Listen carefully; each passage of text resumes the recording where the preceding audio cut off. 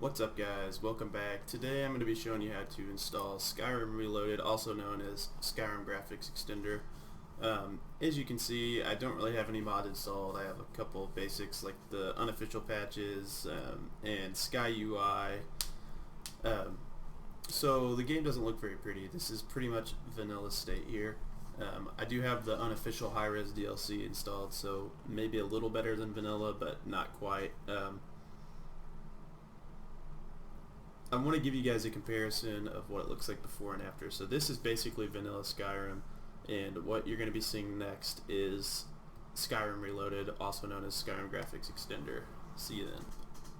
Alright, and here we are back in the game in the exact same spot. As you can see, a couple things right off the bat. Obviously some depth of field going on there. The coloring looks a bit better, and then we also have some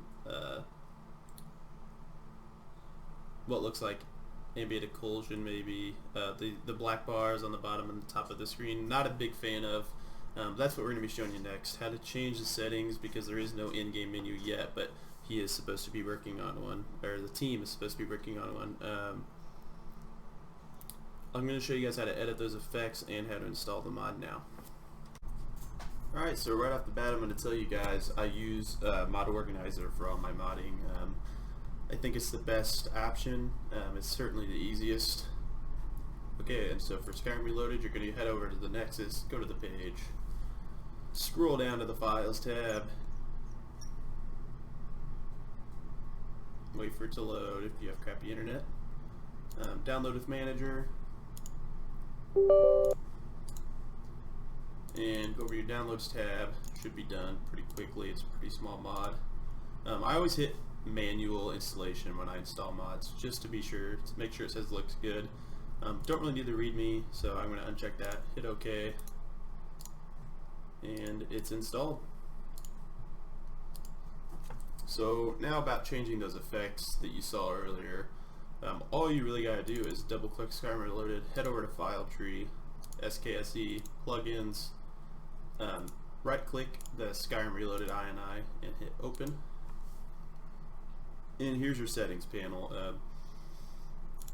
You can change every one of these by simply either changing it from a 0 to 1 or vice versa. So say I want God Rays, erase to 0, hit 1. I do like depth of field, so I'll leave that. Ambient occlusion, I want that, so 1. Cinema, I don't like that black bar effect, so I'm going to change that to 0. I'm not a huge fan of motion blur, so I'm going to change that to 0.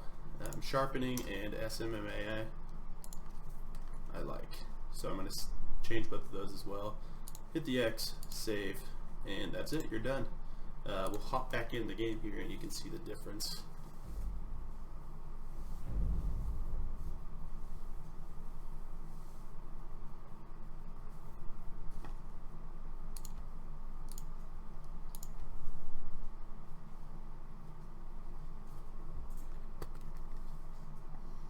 So if you remember before, we had the black bars on the top and the bottom of the screen. Those are now gone.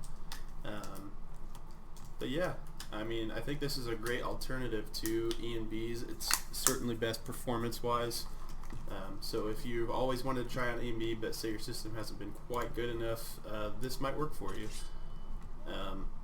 You also don't have to go through the issues of going and downloading the ENB file you want, and then going and downloading the ENB DLL file that you need.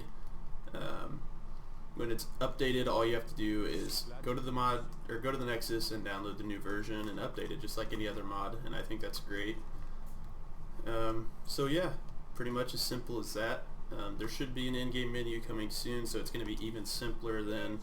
Obviously, your game could still look better than this. This is basically a vanilla Skyrim, but with the Skyrim Reloaded. So yeah, you can really see how much of a difference it makes just from vanilla Skyrim. So yeah, thanks for watching. I hope you found this helpful, and see you in the future.